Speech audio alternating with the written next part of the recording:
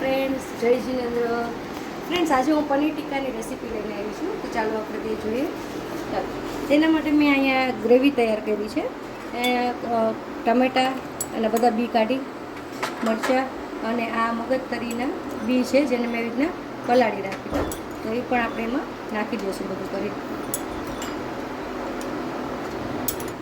કાજુ છે, આ સૂકા મરચાં છે, એમાં એક તજનો ટુકડો નાખ્યો છે મેં.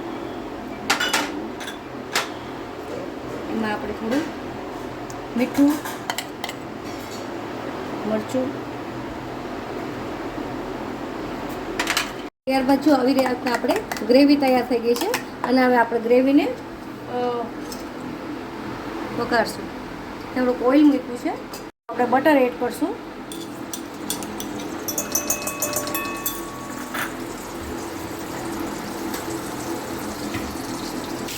ચાલો આપણે આમાં બધું ગ્રેવીને આપણે વઘાર કરશું.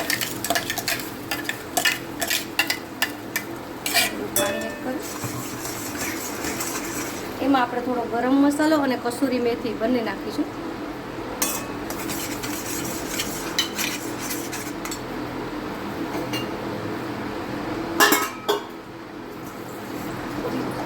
આમાં પાણી નાખવાનું છે ગ્રેવીમાં, જેથી કરીને આપણે ગ્રેવી મીડિયમ બને. ગ્રેવી આપણે મીડિયમ રાખવાની છે, બહુ જાડી પણ નહીં ને સાવ પતલી પણ નહીં. ચાલો હવે આને આપણે 5 મિનિટ માટે એકદમ આને બોઇલ કરવાનું છે, ઉકાળવાનું છે. ચાલો આપણે અહીંયા એક દહીં લેવાનું છે થોડું, ને અને દહીં ખાટું ન હોવું જોઈએ, થોડું મોડું હોવું જોઈએ. એમાં થોડું ચણાનો લોટ નાખવાનો છે, થોડો. ત્યારબાદ થોડી કોથમરી, થોડું લાલ મરચું. હવે એમાં આ રીતે અને થોડું ઓઇલ,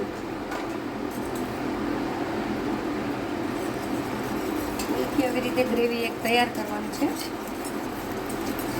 જો તમને એમ લાગે કે થોડું પતલું છે તો થોડું બેસન એટલે ચણાનો લોટ એડ કરી શકો છો.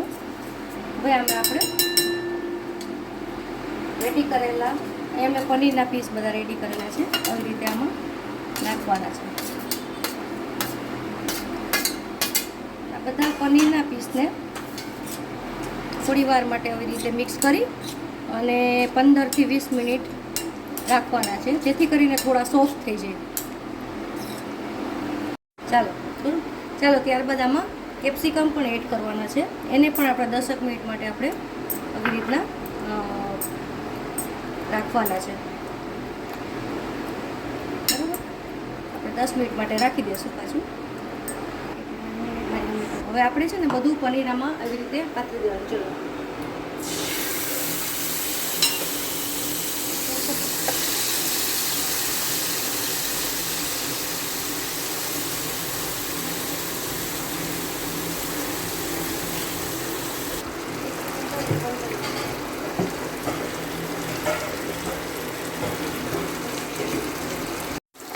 આપણે થોડું પનીરને એવી રીતે થોડું સાઈડમાંથી આવી રીતના પલટાવવા, એટલે આપણે પનીર રેડી થવા માંડ્યું છે. એટલે જો એ રીતે આપણે બધું પલટાવવાનું છે ફોકની હેલ્પથી. ચાલો રેડી છે. અને જે આપણે ગ્રેવી આપણે રેડી કરી હતી ને એમાં આપણે થોડી એડ કરશું. અને રેડી છે પનીર ટિક્કા મસાલા. હજી આપણે 1 મિનિટ માટે રાખશું. થોડું પાણી એડ કરશું.